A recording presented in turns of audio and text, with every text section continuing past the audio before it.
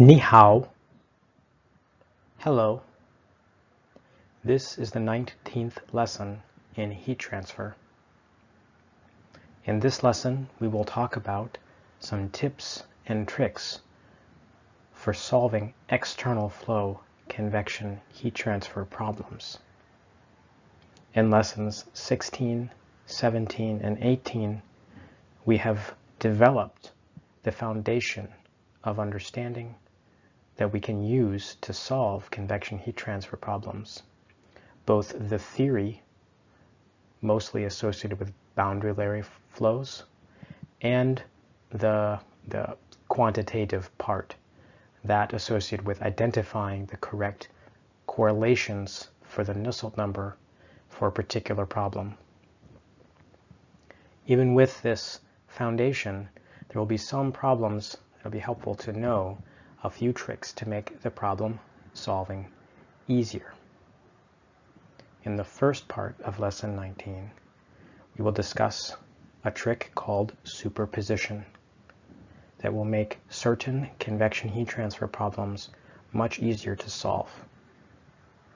By the end of this lesson, you should be able to explain what the principle of superposition is in convection heat transfer. And you should be able to use superposition to calculate the average convection coefficient and the rate of heat transfer from a section of a flat plate. On with the lesson.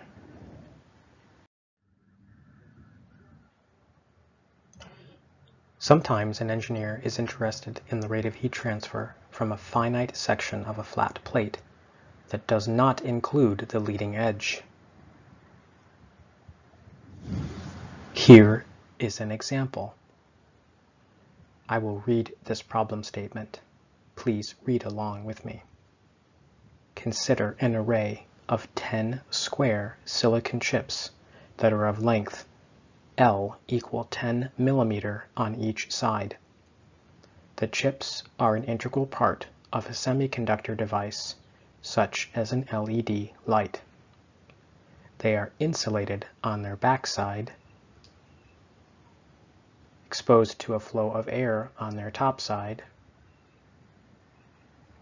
and are thin, such that there is no temperature gradient in the direction of the thickness of the chips. This means that the BO number is less than 0.1 in this direction. If the temperature of the silicon chips cannot exceed 80 degrees Celsius, an engineer may want to know what is the maximum rate of electrical dissipation that each chip can safely sustain. This level of dissipation would set the maximum allowable power that can be delivered to the chip. To answer this question, a control volume is drawn around one of the chips, and each chip is set to its maximum allowable temperature of 80 degrees Celsius, so that the array forms an isothermal surface. Here is a control volume drawn around the 9th chip. There is electrical dissipation within the chip that leads to a generation of thermal energy in the volume of the chip.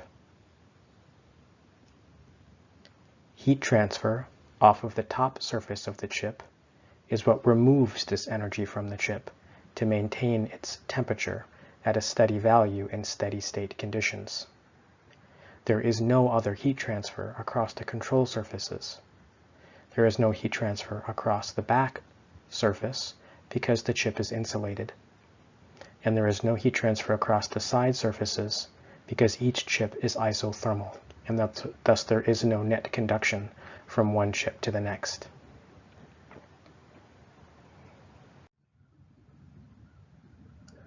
To quantify the rate of convection heat transfer over a section of the plate, we need the average convection heat transfer coefficient for the section of interest.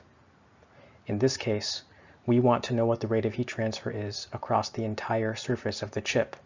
We thus need the average convection heat transfer coefficient associated with this section of the plate surface. Taking the 9th chip as an example, we would need the average convection heat transfer coefficient associated with the surface of the plate between 80 millimeters and 90 millimeters, since each chip is 10 millimeters long. There are two options available. The first is to use an appropriate correlation to get the distribution of the local convection heat transfer coefficient. Integrate this distribution and normalize it to get the average coefficient. This is the hard way.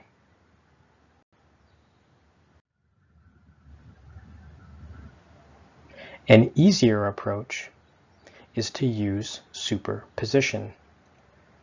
Superposition states that if you add the rate of heat transfer over the plate surface from the leading edge at x equals 0 to the location at 80 millimeters from the leading edge to the rate of heat transfer from 80 millimeters to 90 millimeters, we must obtain the rate of heat transfer from the leading edge all the way to 90 millimeters.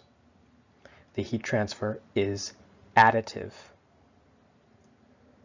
In mathematical form, we say that the rate of heat transfer from the leading edge to the location at 90 millimeters from the leading edge must be equal to the heat transfer from the leading edge to the location at 80 millimeters from the leading edge, plus the heat transfer from 80 millimeters to 90 millimeters.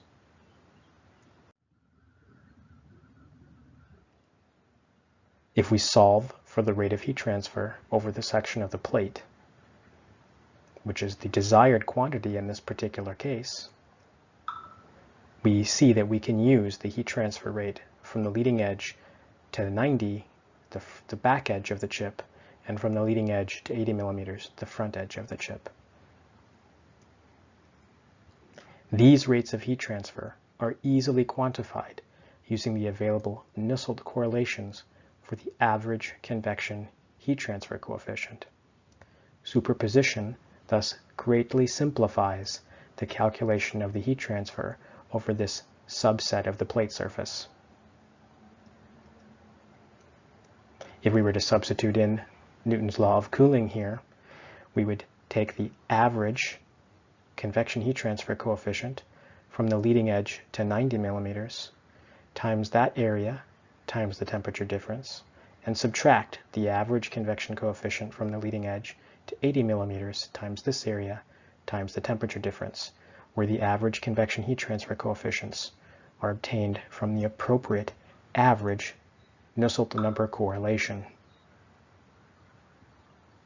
These would need to account for the flow regime in the boundary layer. If the flow was laminar over this section of the plate, then we would use the average correlation for a laminar boundary layer. If the boundary layer was mixed, we would use the mixed boundary layer. Or if there is a turbulence promoter at the leading edge, we would take the mixed boundary layer correlation and modify it so that it provides the appropriate average Nusselt correlation for a boundary layer that is turbulent from the leading edge all the way to the location of interest. We can also use this result to calculate the average convection coefficient for the desired section of the plate. If we take our expression for the rate of heat transfer for the plate from 80 millimeters to 90 millimeters, and we substitute in Newton's law of cooling for that rate of heat transfer, expressing it using an average convection coefficient from 80 millimeters to 90 millimeters times that area times the temperature difference, we can now solve for the convection heat transfer coefficient over this particular section of the plate. Here I have moved the area to the right-hand side, and I have canceled the common delta t's, ts minus t infinity, since this term is common in each part of the equation. If we note that these areas are equal to a length times a width of the plate, we can express each one as a width times an appropriate length. For the areas from the leading edge to these locations, it becomes the width of the plate times that that location x2. And for the denominator, we have a difference in x's because we're only interested in this part of the plate, not from the leading edge out. Since the width is common in each term, that also simplifies and drops out from the equation, and we're left over with this equation for the average convection heat transfer coefficient. This is an important result, one that may be useful in solving convection heat transfer problems. The other important result that may be useful in solving convection heat transfer problems is that associated with the rate of heat transfer, which is often what we are interested in. Oftentimes, this step is sufficient, and we actually don't even need to calculate the average convection heat transfer coefficient, but it may be useful if the problem statement asks for this quantity, or if we plan to do this calculation many times over for different values of the temperature difference. This is the end of the first part of Lesson 19.